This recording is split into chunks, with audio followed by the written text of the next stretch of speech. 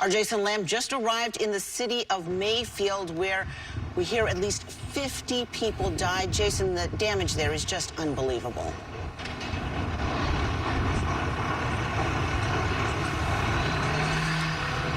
You're right, Jennifer, and it is just an unfathomable number to hear that. And just seeing this scene for ourselves, I know that you have seen some still pictures and other video from around Mayfield this morning, but seeing this in person is just so incredibly striking. You can see what is left of that candle factory back there, with the backhoes still continuing to work with the rubble that is just left over.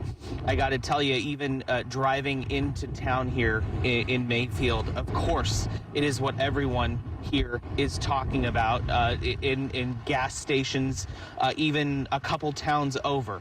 Just the impact of these tornadoes and what it did to this town, and the number of people that would have been working in that candle factory. You can see this just massive area set up, all to try and get a handle on what they can. In the distance over to the left, you can still see several fire engines, medic units, all still here. You have to imagine that that is because of the chance that there may still be someone or some people perhaps alive in some of this rubble, and they have these emergency crews here ready and waiting for help. But just a massive response here in Mayfield, in Graves County. And we, like you said, Jennifer, we just arrived here, so we have so much more to see for ourselves, but we wanted to be able to bring you these images from the ground here in Graves County. For now, we're live in Mayfield. Jason Lamb, News Channel 5. Jason, thank you, and we know we will look for your reports throughout the day on News Channel 5 and on newschannel5.com. Jason Lamb in the hardest hit area, Mayfield, Kentucky. I don't know what to say. Describing what happened in Mayfield, Kentucky Friday, truck driver Tommy Creason is at a loss. Yeah, no, that's what I'm trying to find words to say, and you just can't. You just look at it and just like, ah. But who could blame him when this loss? You can't see the plan anymore because it's ground zero flattened. Is so big. I hadn't got to the crying tear part yet. It just, the adrenaline's still going, the shock. With 110 people inside during the late shift at a factory that makes candles, a tornado snuffed out life. Yeah. It's crazy. The governor fears dozens are dead here. If you can hear it in the background, you can hear the track hose and backhoes. Dozens, but not all. They're still saying that they're finding people in the rubble, and they're alive. So that's a blessing, too. That's a good positive. If only this were where the tornado stopped. 24 hours ago, it was beautiful, beautiful scenery to drive through and look at. Demolished, destroyed. In the town square, block after block after block after block. This building here was a Mexican store. As you can see, the shelves and everything, I mean, it's all crushing everything, so that's why we're trying to pick up as much as we can. And on a sunny day as dark as this, silver linings are hard to find. A lot of people have lost their lives. A lot of people still looking for people. Folks here say they know they will rebuild. I don't know, you just gotta pick your feet up and keep going. But that's for tomorrow. For now, it's enough just getting through today. It's something we've never seen before. Hopefully, we'll never see it again. With photojournalist Catherine Steward, Jason Lamb, News Channel 5. Jason, thank you. Our team coverage continues from here in Western Kentucky. Jason Lamb and photojournalist Catherine Steward were some of the first on the ground, literally hours after the tornado hit. And Jason, I know we've been able to talk all morning here, and as the sun comes up today, I mean, you can't help but just look around and shake your head. It's unbelievable.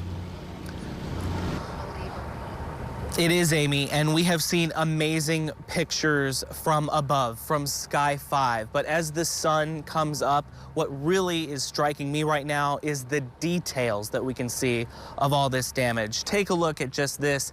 This is a bathroom, a bathtub faucet as part of a wall that just came down from this tornado. And as Henry was saying a few minutes ago, who knows where that actually came from. That could have come from blocks away or miles away.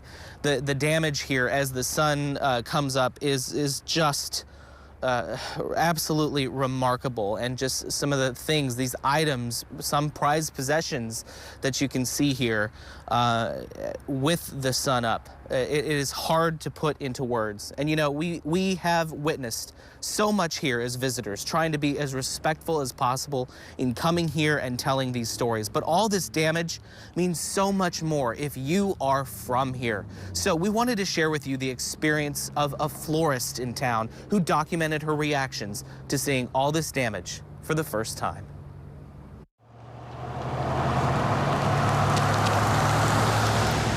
A memory, heartbreaking, catastrophic, and cruel, is now strewn across this town. We're going to have to celebrate the lives of people that are not going to be with us at Christmas here. We still don't know how many people are missing. The night of the Mayfield tornado was a memory Jennifer Rucavina, I guess I was in disbelief. would rather forget. And I don't really remember some of what I was doing at that point, just in shock of what I was seeing and hearing and smelling. There's significant damage to the businesses here.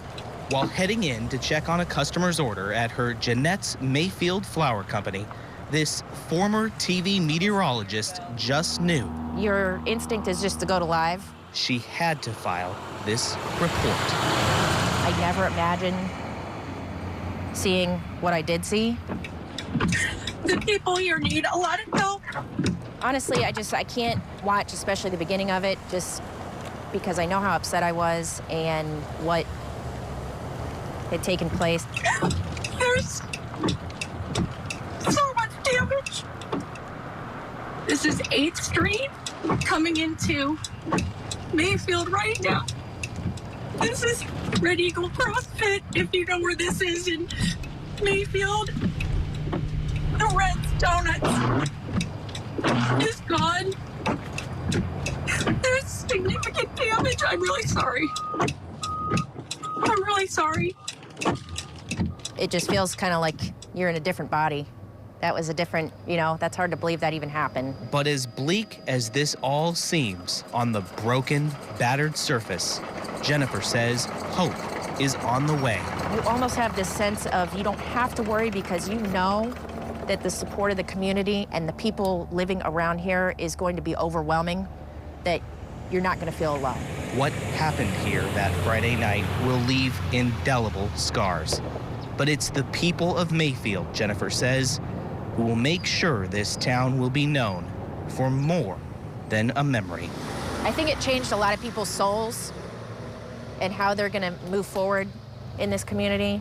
I think everyone in America is seeing that soul of Mayfield right now. That was photojournalist Catherine Steward behind the lens on that story, and she's right now just showing you this detail that we can see now among all this tornado damage. You know, one of the things that's really impacted me here these last few days is the fact that Jennifer's story is just one of the stories here. As incredible as this damage is, so is the spirit of this community. And Amy, I know that you know that so well. I actually worked with Jennifer Rucavina for several years at WPSD in nearby Paducah, Kentucky, and she does embody what so many of the people here are feeling.